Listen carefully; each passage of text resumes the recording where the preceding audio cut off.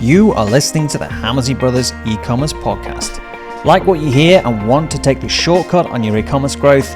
Join hundreds of brands that work with us and head over to joinhb.com. That's joinhb.com and see how we can help you further. Join our members and smash your targets and unlock the profits within your e-commerce site. Good morning, Ian. Hello, Mark. Happy Easter. Happy Easter. Yeah. Well, not exactly happy Easter for those in Christianity, though, because of the Pope dying on Easter Sunday, I think it was. Is that right? Yeah, this morning. Yeah. What's that? Yeah. Which is Monday. Yeah, 21st. Not that either of us are Catholics or know anything about it, but it did make the news, didn't it? All over the world. Well, it did dominate the news a little bit. Yeah. Yeah, well, I read the book, Conclave. You know, Robert Harris, the film Conclave, and he... Yeah, when they choose the next Pope. Yeah, which so kind of makes it... It's all kind of... It's a crazy kind of... I mean, it's going to be interesting, isn't it? With all the coverage and stuff like that to see who's going to be the next Pope. Yeah. Can they have a female Pope? I don't suppose they can. I know nothing about the Catholic Church. I think we should avoid questions about religion. Or politics, or anything like that. Yeah, the other, transgender. We should not talk about what's happening there. With nothing. We should just stick to our lane, Mark. I mean, we also have very little knowledge of anything else, so we're in danger of Let's focus on e-commerce. You went straight into Pope death. Let's turn this into a politically charged podcast. Get us on the news. Two brothers from Stoke-on-Trent are attacking. No, that'd be bad. No, bad. So I was just going to talk to you. I was going to ask you about Easter trading update. How have you seen it? How's it been in the UK? Well, mainly I've been sat on a sun lounger in Wales, so I haven't really had any. It's been nice weather then. It usually affects. It has been nice weather. So let's just actually. How was a couple of our businesses done? I mean, let's go to our number sheet. Let's have a look. I've been watching it every day. I always watch the end of the day, and it was pretty good actually. It was pretty good. I mean, it's up there. This is what we're going to talk about in the podcast. Is our three numbers. The three numbers are actually all above where we need to do. The predicted revenue is, let's see what we did last year. So predicted revenue. Yeah, we've done well. We've basically with the bedding site, we've done comfortably, $25,000 days over the Easter. Well, looking at April last year, we were still in those 3 months where we didn't have stock. But when we had stock in January, February, March. No, sorry, May. We had stock in May last year, and we're going to do a lot more this month predicted than we did March last year. So obviously we're up. That's good. We're up. 175%. Yeah. We're doing. Which is difficult. I think I'm just constantly disappointed all the time, no matter what happens. What in life generally? Just generally in life, I'll go, and then it'll come through and be like, oh God, only 20 million. No, so. But that's just how my brain works. Well, so, I think what's the point of you do have to push yourself, don't you, a little bit? You must never be complacent in business. In fact, I think that's bloody good advice. Actually, you should never be complacent in business, because business, when you're running your own business, it's a bit like you think everything's fine, and then a huge sledgehammer will be smashed through the wall, equivalent. You really you've really got to be on top of it. It is also true that no matter how successful you are, you will always be disappointed in it. Like if you are an entrepreneur, if you are someone who runs their own business, like the more money we have made over the years, the more disappointed I've become. It's not bigger. It's silly, isn't it? If you actually sat down and said, if in 5 years' time you'd be doing this, then would you be happy? You'd be like, yeah, that'd be amazing. But by the time it comes, you're like, oh God, you're just always comparing it to something else. Well, so I try and let's not let's think go about back. it. No, let's go back. Let's go back to the original concept. Our number sheet, which everybody who's on the on the program has probably heard us talking about, the number sheet, and the whole ethos of the framework with the level 1, the level 2, and all the work that we've done probably over the years is trying to remove the emotion, actually, trying to remove the guesswork of what to do when, and replace it with a logical, rational, non-emotion plan. So you're replacing this guesswork, or we'll try a bit of this, try a bit of that. You are looking at the number sheet and it is telling you what you need to do without any ifs or buts or any emotion. And that is probably why we don't get overly excited, because we are predicting in advance what is going to happen, and we know what needs to happen in order to move the needle. So there isn't any real surprises. There isn't any days or weeks or months we go, oh my God, we've absolutely, with the exception possibly of Black Friday, but the rest of it is very calmly calculated, nice, smooth growth, isn't it? And that's because we are looking at the number sheet. Nothing is a surprise. So you did a workshop this week or last week on the number sheet, and you and I went through it beforehand because we're obviously quite proud of it, and it is really trying to remove that emotional guesswork. And I said, how did it go? How did it get on? And you said, I actually really enjoyed it. But what was interesting is is certain elements of the number sheet that we take for granted that are completely obvious, because we've it's like when it's like looking at someone else's spreadsheet for the first time. It's like you need. It makes more sense to the person that's created it. But you were talking about possibly, how people are interpreting things that we were using. But so, and you said it was 3 numbers. It comes down to 3 things. But John, how do we remove the emotion in our own e-commerce brands, the ones that we're growing? What are we looking at? So I think that the difficulty with it's when you're using a framework yourself, it becomes so second nature, it becomes so easy to do that you don't realize it's complex for someone else until you start to explain it to them. So, but it isn't complex. But what made the workshop more complex is because I was also trying to say, well, you're here, this is what you need to do. So you need to, if you find, do you have an ads problem, or do you have a website problem, or do you have a model problem, or do you have a fixed cost problem? So, there's all very well saying, it's like when I went to my sales manager at IBM when I was about 24, and I said, well, I'm not hitting my targets, and he said to me, Mark, you just need to start selling more. Just start selling more. And I thought, brilliant, that's a brilliant idea, and got halfway down the corridor and then realized that, of course, I needed to start selling more. It's just a ridiculous thing to say, but how do I do that? That's what I want to know.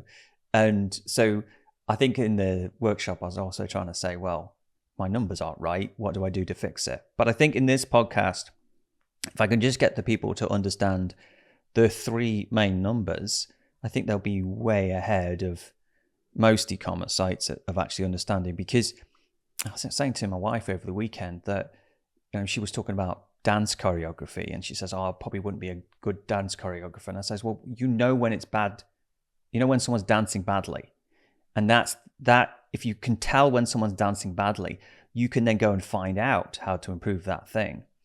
And that is the key to being better, is actually understanding what's poor, because then you know what to improve. And also you understand not just what's bad, because it's not about sweating the small details. It's about sweating the details. There's only like 2 or 3 things that are going to be a game changer in the business. Whereas there actually might be 40, 50,000 things wrong that you could fix. So I think if we can teach people what to look at, then you will understand the framework. So the 3 numbers are that we look at, and we use these as we move through the month. First of all, the first one is the predicted revenue of the month. So the predicted revenue of the month is like, how much money are we going to be doing? So that's the first number. We can talk about that in a little bit more, and how we, it's just very simple. The second number is the overall ROAS. So that is how much advertising I spend as a ratio to overall revenue. So that is total revenue divided by advertised spending, which gives the overall ROAS.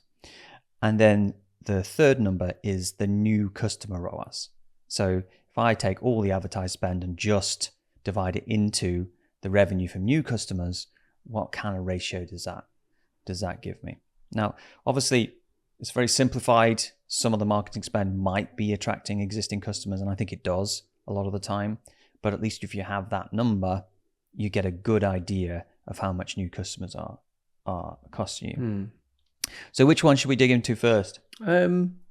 Well, the first one is the easiest one to look at, because the second and third one, it's easy to see what the number is, but obviously the key is to know whether or not it's too high or too low. But let's come on to that one, because I think with most things, when you are looking at a number on a spreadsheet, or you're looking at something like Triple Whale or Google Analytics or the analytics within inside Shopify, I mean, without context to it, it's completely meaningless. You have to obviously understand what to do about that number, and I think that's what we teach people in our courses. Yeah. But the first one, the reason why we look at the predicted revenue for the month, which our our number sheet shows, it says if you carry on as you are doing at the same rate, this is what you're predicted to do, is because you can do something about it. So obviously the other number is the target. Everyone has a target, so we have a target for the month which we've set when we're building the number sheet. We have a target, and then we have a predicted revenue at the moment. And so we're looking at, well, how far away are we from the target, and how far are we away from what happened last year? And so we don't like, and I think the biggest thing to say here is that we don't like to look retrospectively at a figure. So what I mean by that is, very often the first thing we would do in an e-commerce business is we'd say, right, what numbers are you looking at when? And they'd often say, well, we look at the numbers at the end of the month.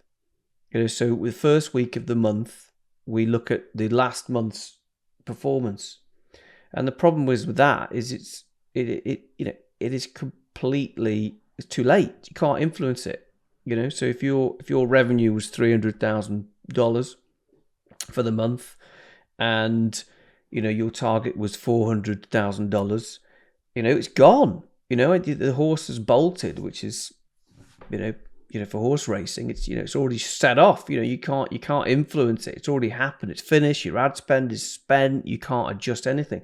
So that's why we never have a management review meeting at a set time. At the end of the month, it's always as it's happening, because then we can do something about it. And I mean, obviously we don't need to get into what we can do about it if we're down or up. That's a whole nother podcast, and that's what we really talk about in the program. If you are down, what you do about it. There's actually very few things you can do. It's actually quite straightforward. But yeah, that's my take on the first one. It is a great guide, because you can do stuff about it. Yeah, and also it's like, are we growing? Are we not growing? What's happening? Are we moving where we want to be? I think the only thing about the overall revenue is most e-commerce businesses have a fairly fixed margin across most products. So like, you can look at overall revenue in most e-commerce businesses. However, if you have some of those businesses where the margin is moving all around, 200,000 this month compared to 200,000 last year might be completely different depending on what products you sold. So you have to take that into consideration. But most businesses seem to kind of stand. Like if I look at the margin moving around from month to month to month, even if they've got products that are quite different in margin. It tends to be, the average tends to stay very similar. It doesn't move that much. It might move seasonality, like you're talking about margin. The pen shop, for example. Well, the pen shop, for example, they sell lots of pens at Christmas, don't they? Yeah. I just want to go back to that stat because you drifted. Sorry, you're not. It's important what you're saying, but just to go back to the statistic about the forecasted revenue for the month. The reason why that is key is because it's the tip of the iceberg. It's a very simple metric. It's a tip of the iceberg. And if you are hitting target, generally, the first question we're going to say is, can we go harder? Can we go faster? And that actually leads into the second and third one, which we'll come on to in a moment. But if you're not hitting target, then it's going to be very simple. You then go, you have to go and look at why. If you're not hitting target, it will be traffic, average order value, or conversion rate, which can be broken down to new customers, existing customers. So it's normally very straightforward. But generally speaking, you can't look at everything. No, I mean, we don't. I think the forecast. Sorry, I think the forecast is really important because as soon as you get into you obviously can't forecast in 3 days, but like 7 days in, you can have a good idea of where you are. And then when you are in trade, you are trading. You are effectively trading the month, aren't you? So you're going, right, I'm forecasting this at the moment. And then you get to look ahead at the lay of the land and you go, okay, well, I'm slightly down the euro, but I've got Easter at the end of the month. So I think that will come up. And then you start thinking, well, how much will that come up? Where should I be? What is the big events that need to happen to this month to get that target? So it starts that conversation in your head. So you start actually trading the month whilst it's happening rather than when it has actually happened. And you're right though. You hit the nail on the head. It is about trading the month. And if you compare e-commerce to any other type of retail, or any other old forms of marketing, let's say direct mail, right? Or so take direct mail. You've committed. You've sent your 500,000 brochures. They've already been sent. You can't do anything to change it. It is fixed. If you do a TV advert, it's fixed. If you do a billboard, advert, if you do a newspaper, if you do a radio ad, every single type of old school marketing was fixed. You couldn't change it. Once you committed, you had to sit back and wait for the results. And it was the same with any retail shop on the high street. I mean, there was very little you could do in the old days to influence a forecasted target. With online e-commerce, it is totally different. It is totally different. If you know what levers to pull, you can trade your way through that month, and you've got control. You've got complete control because you can adjust lots of things very, very quickly. So it is vital that you are looking at the predicted forecast early. Yeah. Because then you can do something about it. I do think there is an element to it of just imagine back in the day when you were running those big, not you specifically, but running like a big department store, for example, and then they knew it was going to be Easter weekend. So the people have to decide how much staff they're going to put on. The more staff they put on, if it's busier, then the more money they're going to make. But if the more staff they put on and it's a quiet weekend, it rains, the less money they're going to make and all that kind of stuff. So, in e-commerce, particularly in some of the e-commerce businesses we work, we are still dependent on people turning up on Google and Facebook. The buyers are definitely they do turn up and they do not turn up, they depending on what happens. So there is a little bit of that, but it's less of, you have to, the only thing you've got to have is stock, so that you've got to have enough stock, but you don't have to actually commit to something. Yeah, there's no commitment, is there? There's no commitment to say, oh, should I have 10 staff on that weekend, or should I have 1 staff on? Or even the lease for the shop. If you want to open another shop in another town, you've got to commit to the lease, and for maybe a 5-10 year lease, which is huge commitment. Once you're in, you've really got no choice other than going for it. Whereas with online, let's take the two channels, Meta and Google, we have the ability to be shrinking our business or growing our business really within an incredibly short period of time. And I was talking, saying this to the pen shop, where the pen shop sold lots of pens around Christmas. And then they were very small because we're a gifting business. It ramped up towards Christmas. And I was like, with Google, it's like you opening up, 20 stores overnight for a week and then going back down to one store. Like, imagine trying to do that, 50 years ago in a retail environment. You imagine the fixed costs that you would have trying to run and trying to make the business profitable all year round because you got these 25 stores. I mean, it's just, Google and Meta are very expensive, but the ability to grow, to expand the business nationwide for a period of time and then come back, it is mesmerizingly. I just think it's an amazing, once you've got your head around it, that you can go big and you can go small, and trying to sell a Christmas tree in July. Well, a lot of those decisions have been taken away from when we first got into e-commerce, we had to plan the server that we needed. So we actually had to have our own physical servers. So we had to have our capacity on our servers all year round because of those peak times. And so we had to say, well, do we want to spend £2,000 pounds a month on the server, or should we, and then we'd have to have, when it got busy, we'd have to have those queue signs that come on the website saying we're only letting 50 people on the website at a time. And so there was all that plan, and really all that demand planning has been taken care of. Like Shopify's taken care of it. Facebook servers, Google servers, like all that demand planning is done for you. You just have to be in the right place at the right time, and your costs go up subtly with your sales, which is amazing, really, what's happened.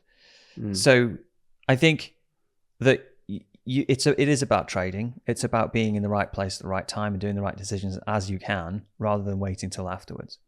And so part of that trading, moving on to the second number, is the overall ROAS. So if I spent if I made $1 million in a month and I spent $100,000 to get it, then that would be a 10 ROAS, which for some reason we do as a percentage. That's 1,000 ROAS. So basically 1,000 ROAS. And e-commerce tend to spend between 10% and 30% of their revenue on advertising, which is as an average. But it depends on margin, of course. And it completely depends. Like, so, if you look at the other businesses that spend on, like the big businesses like Coca-Cola, Unilever, those kind of like Procter & Gamble, typically it's like 10% has been spent on advertising as a whole. So they're lower. Probably like someone like a SaaS business, software as a service like Salesforce, those kind of things, they will spend more. When Salesforce came out, 45%. Yeah, cosmetics, beauty, health, and wellness brands. They typically have great margins and better and decent lifetime customer value. They might spend a lot more at the beginning. Well, it would not be ridiculous to say that some of them are on 40%. Of revenue. Well, some of them got 95% margin, aren't they? Yeah, 40% of their revenue is going on ads. 40%. So you want to do $1 million. That makes a difference. $400,000 is spent on it. Is whether they pay tax. Like, I don't mean like whether they legally pay tax, but like in the UK, for example, certain products are VAT exempt. So like food is VAT exempt, and children's shoes are VAT exempt, and that makes a massive difference. To let me just put into context why we started talking about margin now. Yeah. And lifetime customer value. Now, so the second number that we always look at is the overall ROAS, the return on ad spend. Now, in order to know whether or not you are leaving money on the table, is your ROAS right? And it's and we've said this before, but it's like getting your opening out of your shop. So if you had a shop, the first question you would say is, when should we open? And you would say, well, how much does it cost? How much does it cost to stock, to staff the store, and how many traffic coming past? So you can't. You have to do the margin calculator analysis, which is in the the number sheet, which tells you what your ROAS should be. It's describing what your ROAS should be, and it's a very simple metric to look at, isn't it? But it's if your ROAS might be. I mean, the question comes. Do you want to ask this question now? Because these questions came in when you were doing the workshop, which was like, if I'm introducing. I just wondered whether we're confusing a little bit, because the margin calculator is used to calculate the first time customer ROAS, not the overall ROAS. So we should probably talk about the overall ROAS first and why we look at that. So the reason we look at the overall ROAS is because that overall ROAS for the month will dictate whether you make a profit or how much profit you make in the month, right? So if you let your overall advertising spend go too high, depending on your model and your margins and all that kind of stuff, you will lose money in the month. It's just simple as that. So if you spend too much on advertising, you're going to lose money. If you spend too little on advertising, you're not going to maximize your revenue. So there's a sweet spot in those two. So, and we can't do this on the podcast, but basically you need to know what that number is. So every business who works with us, hopefully, should know what that number is. And so for Betting Envy, we have a number, and we try and hit that overall number every month, and that's what we scale at, that overall number. Because if we know, and usually what you find with those numbers, because the number sheet tells you how much you need to be generating to pay for your fixed costs, that's the first thing to check, is whether you can cover your fixed costs, is, so I'll look at the Betting Envy and I'll go, well, there's no way that I'm going to do less than £150,000 a month, right? That's like, I'm going to pretty much do that, whatever, like whatever your minimum is, you think you're going to do. And you go, okay, so there's no, if I have red below that at a certain ROAS, doesn't matter, because I'm not going to go below that amount of revenue most of the time. And so you're looking for an overall ROAS that you can scale. And you say, well, so if you get up in the morning and you go, well, we're targeting £500,000 this month, our overall ROAS is 4.5, I'm actually trying to get a 4, it means I can spend more money. Yeah. If I get up in the morning and I'm doing 500,000, my overall ROAS is 3.6 or 360%, and I'm trying to target 4, I need to reduce my spend to bring it back. So effectively, that overall ROAS will give you the easiest way to make a profit on the business. So, like, I think one of the things we used to do in the podcast a lot, we used to talk about the recruitment ROAS all the time, and important, and it is a very important number. We'll come on to that in a second. But the overall ROAS is your most important number, because that dictates whether you're profitable in the month or not. And so it's going to depend on if you're bootstrapping it, if you're using your own cash to grow. There's only a certain amount of time you can go without a profit each month before you get into trouble, because you're going to run out of cash flow to get into the business. And also you've got your big injections of cash for your stock and all that kind of stuff. So it goes into that. And so that you need to understand what that number is, and that just simplifies everything. Really, like from running the betting business, for example, now I know what that number is. I don't have to think about anything else. I just go, right, what am I spending on Facebook? What am I spending on Google? What am I on Pinterest? What am I on this? What am I on TikTok? Like, what should I be doing? Am I doing well? I can change the dials based on that. Everything's safe. Yeah.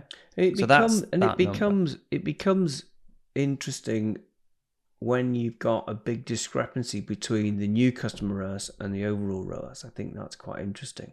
So, if some businesses in e-com, they're very similar. Like if you're selling mattresses, you only buy one mattress every 10 years. The new customer ROAS and the overall ROAS is pretty much going to be identical. But if you look at a supplement business, or health, well-being, basically you've got a bit of lifetime customer value. You can find, or like dog food, for example, you can see that the overall ROAS is massively bigger than the first time customer ROAS. which is okay, which is fine.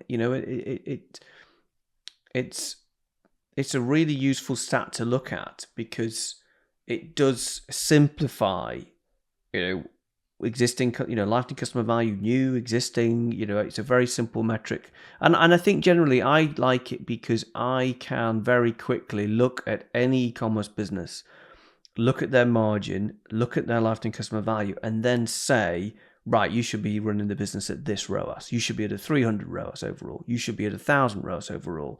And I know that because I'm looking at these businesses all day, and I can see, where I would be running at them because I can see lots of others. So, essentially, I'm saying you were massively underspending for the metrics that this business has: the margin, the lifetime customer value, the average order value. You are hugely underspending. You could probably double your spend. As a minimum. What's also interesting is to think about when you see it on the chart, you can say, well, at a 6 ROAS at 200 grand a month, I could be doing, I don't know, I'm plucking a figure out of my head, 20 grand, right? Or at 350 at a 4 ROAS, I could be doing 20 grand. So effectively, from your point of view, you're taking the same amount of money out of the business. And the stock's paid for itself and it's all there. But you're taking the same amount of money out of the business, that 20 grand.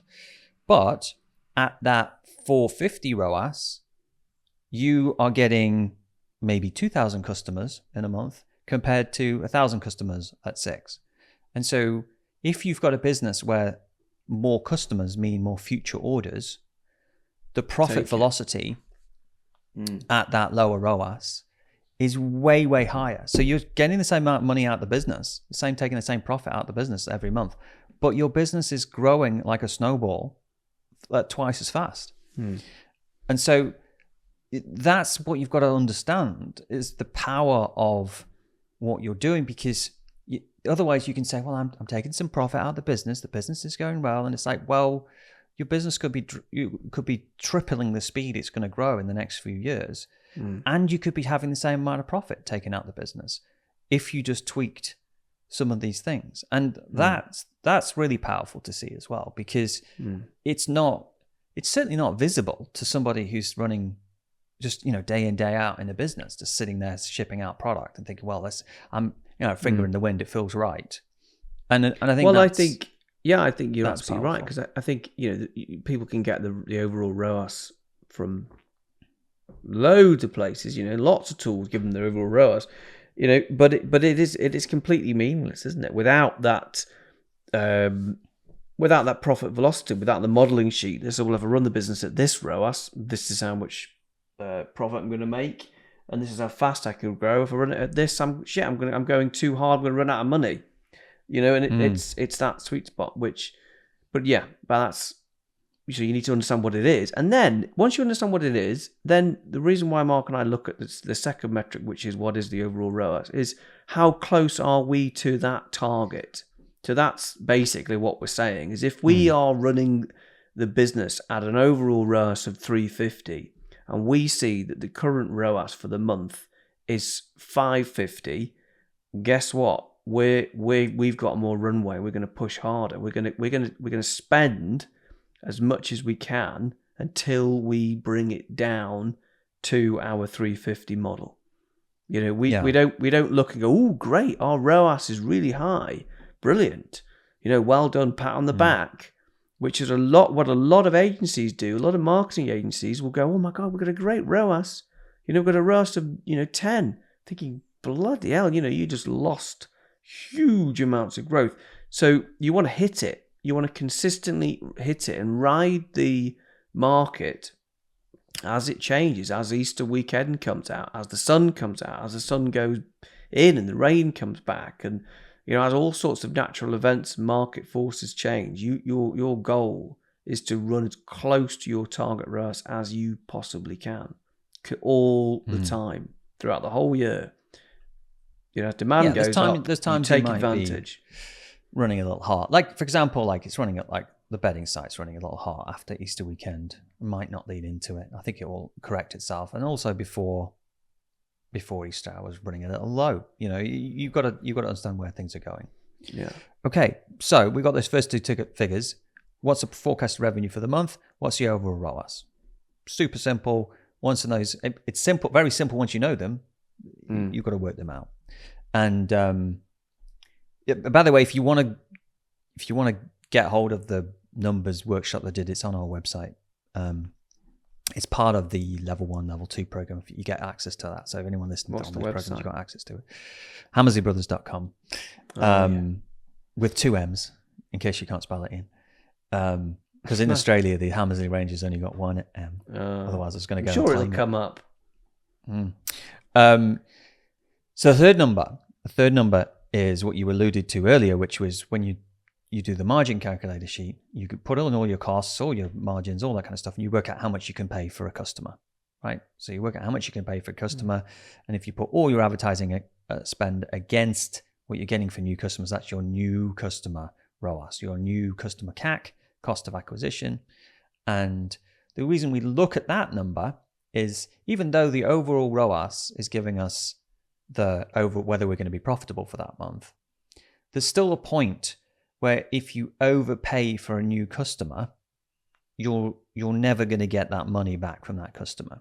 So effectively, we set up our margin calculator to say, well, we want 20%, we want 30% profit from a new customer in the first year, usually. That's kind of how we look at it. So we might scratch our back on the first order, maybe not make money. If we wouldn't do that if we were selling wedding dresses, but if we're selling supplements or something like that, scratch it back on the first order, try and make some money on the second order. Sometimes we might go a little further with that if the company sells water filters or something like that, whereas there's no recurring in the first year, but it's all second year. So effectively, you might, if you've got a very profitable business with a very good overall ROAS, you might take some of that money and invest it back into the business so you get year 2, year 3 is better, because effectively it comes down, this is slightly more complicated, but it's the internal rate of return of the business. If the internal rate of return of the business is higher than what you get in the bank, why wouldn't you invest it in your business? The bank's only giving you 4%, whatever it's giving. If you can invest your money back into your own business and get 30%, 40% return, it's like license to print money, isn't it? So effectively, you've got to work out what that return is. So anyway, you work out what you can afford to pay. Can I just say the maths? Because the simple thing is just, so the second one was overall ROAS, which was literally just the total ad budget divided by the the total sales of the business. Total sales of the business divided by the total ad budget. And the second one, the new customer ROAS, is just the new revenue that we've got divided by the total ad budget. We don't split the ad budget off. We don't go, we spent $10,000. We think this is the amount. 70% was existing, so we take that and we just no. We just take the whole ad budget. We just go, we spent $10,000 and we got this amount of value of new customers. We got I got 100,000. Let's say we did $100,000 in total. We spent $10,000 on ads, that would give us a ROAS of 10 overall. Let's say we got 50,000 of new customers and we spend 10,000. That would give us a new customer ROAS of 5 times or 500%. So it's just to keep it simple. We don't allocate budgets. We just go, right, this is the overall. This is what we're doing, and that gives us a couple. That gives us obviously the new what return we're getting for every dollar we're spending. We're getting $5 back of new customers. We also know our cost of acquisition as well from the same metric, which gives us a good idea. It's the same thing, basically. An example though, so there was a company that let me see the figures for, and they got some crowdfunding. They basically got this crowdfunding money, and it was basically like free money, and they just put it into the business, and they were recruiting customers like a 0.5 ROAS. So basically, for every dollar they spent, they only got 50 cents back. But because they got this free crowdfunding money, they thought, oh, this is great, we'll just go and buy loads of customers.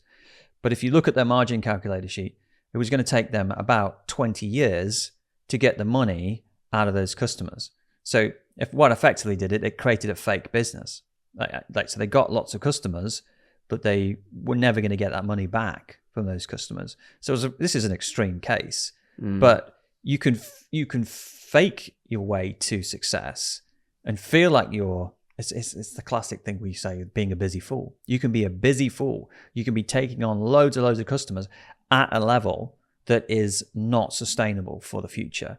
You could have a company, you could have a great company with a really good ROAS, loads of existing customers, and start spending loads of money on advertising, only to overpay for those customers, to not make an incremental business a dent in your business, because you're recruiting the incrementalness of those customers are costing too much. So effectively, at that point where we're talking about investing in the bank, instead of investing in the bank at 4%, you're actually investing in your own company, and you're actually only getting like 1% back. So obviously, there's a point where your new customer ROAS means that your internal investment is not going to come back to you. And effectively, that's what like people like Warren Buffett did when they bought businesses. They bought businesses, and then they would either, if the business had a high rate of return, they'd let the business invest their own money back into their own operations to keep growing. But if that business was a very sound business, but it couldn't reinvest its money and grow, it would actually take the money out and put it into one of the other businesses that could use the money. And that's what Berkshire Hathaway did and why it grew. So it had these cash cows that generated loads of money. And one of them was like a voucher thing in the US. And it produced lots of money, but it was a declining business over time. So if that business had been on its own, it would have tried to keep reinvesting that money and tried to find new things and tried to replace the coupons, and gradually would have just destroyed itself because that was a declining business. Whereas Buffett said, well, that's a great cash cow. Okay, it's going to decline every year, but it's still producing loads of cash that I can take out of that business. I can put it into this whiz-bang business over here that has an internal rate of return of 40%. And so, like, you've got to look at your businesses like that. Are you a business where when you invest in it, it has a high rate of return? Or have you got a business that you should be just taking the cash out of and letting it run, and either investing that in something else or starting another e-commerce business in something that is growing? So it's just how you think about your business. The trouble is if you've just got one business, like our example, right? For example, when we were doing one of our businesses was Magento sites, right? So the Magento was like, it boomed, did really do. We were investing in it. And for a while we kept trying to invest in it. And Magento was like, became a fixed horse. It was just a model that was just, that's many people were doing Magento, and the bubble had burst, and that's where it is. So the idea of us taking all the revenue that we get from it and just keep investing in the Magento business doesn't make sense, because the rate of return in that business is way lower than some of our other businesses we've got. So, but it doesn't mean it's not a great business. It's a great business, but it is what it is, But the trouble is, if you only have that business, say we only were running the Magento agency, we would be sitting there going, oh God, how can we find more Magento sites? How can we invest some of this money? Oh, we need a salesperson to go and get that. Let's invest in this. Let's go and do some marketing. Let's go and pay for ourselves at the Magento, conference. And it's just, there are other games in town that are so much easier to kind of get a higher rate of return on your money on. And but so I think you can do, but I think just coming back to the what you're saying is really interesting. But actually coming back to the practical reality, most people who will be listening to this probably have one e-commerce business rather than multiple e-commerce brands. And so, you can do the same thing within your own business, because you can change the maths of your e-commerce business. You can change the average order value. You can change the margin. You can add products on that have a higher margin. You can change the lifetime customer value. You can change your return on ad spend for new and existing by improving your conversion rate. So you can play that game within your own business. But you I think very few people will be listening to this podcast, or be in that situation where they have that kind of old e-commerce site that just churns out cash all the time, but is declining year on year. There will be some, but most people won't. Yeah, and most people will.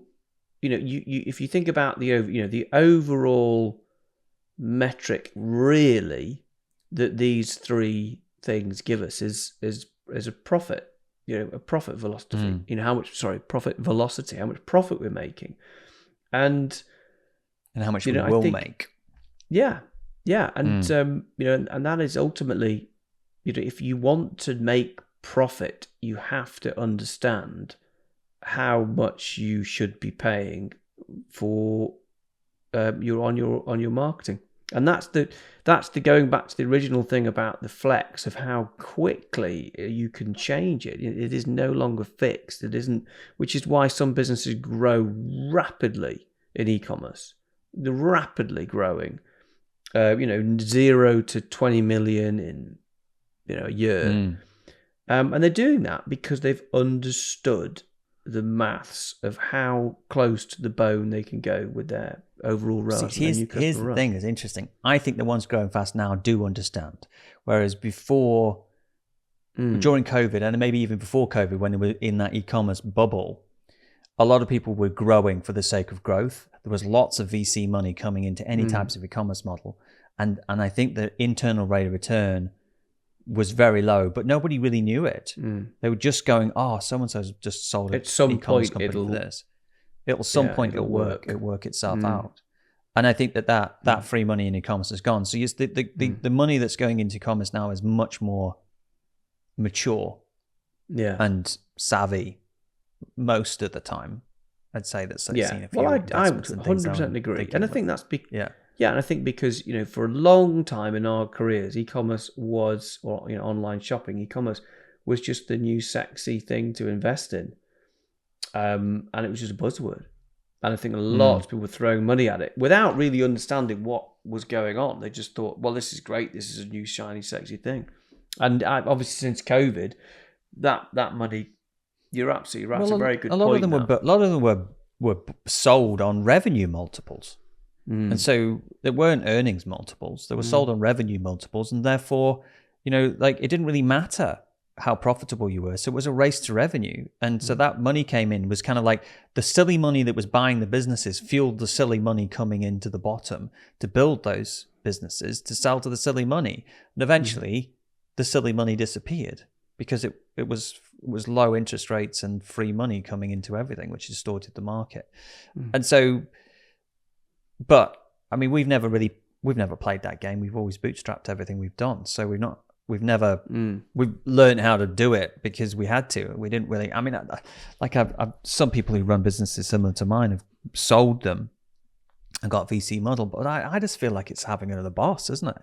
Like you do everything to have freedom in your life, and then you go and take on a massive loan, and effectively you're taking on. It's like having a boss. It's like, why haven't you done this? Why haven't you done that? It's like, gosh. Well, it comes back to that original question of why are you doing this? Why are we doing this, Ian? There's the existential question. I know it is a good question. What else can we do? I know. It's to be honest, it's just been a long weekend, and you had a really nice long weekend because you went and did something. I had a boring weekend because I didn't do it. I hate long weekends when I haven't got something organized, and I'm just doing that Monday, and I'm sitting there going, I should just. The only thing that's happening today is I'm getting behind at work. Whereas if you actually go do something, you feel like you've gone and done something. So, but unfortunately, it was really bad weather. We hadn't talked about the weather at all. It was really bad weather in New Zealand. We had storms, across for like 4 days, and it was really, really crappy. So it was not a great, wasn't a great Easter weekend. Listen, but you had lovely weather over there. We don't need to talk about the weather. We have been chatting for 48 minutes, and last thing we need to talk about is the weather. Just like look, really... I've polished my nose just for the it's podcast. Almost like you just want to talk, you don't want to start your day. I think we should call it a day. Yeah. All right. But thank you very much. Yeah. Oh, you've got a free workshop this week, haven't you? Yeah, I have actually. Yeah. Yeah. Yeah. I don't. What do you want to pitch? Yeah. I did write. I wrote the pitch for it, so you better read it so you know what you're actually doing. When is it? But look, by the time it comes out, it will be finished. I'll put it on the beginning of the podcast. Yeah. No, I'll put it on the beginning. I'm sorry. Can't remember. Yeah, it's not gone on. It's not gone onto the website yet. Okay. Yeah. I'll announce it at the beginning of the podcast. Yeah. So All right. knows what It's it good is. to be all. By the time we get to the end of the podcast, we'll have lost everybody anyway. No one listens this far. No. Just email us with the word banana just to prove you've been. All right. I'll see you all next time. Yeah. Thank you much, guys. Bye. Okay.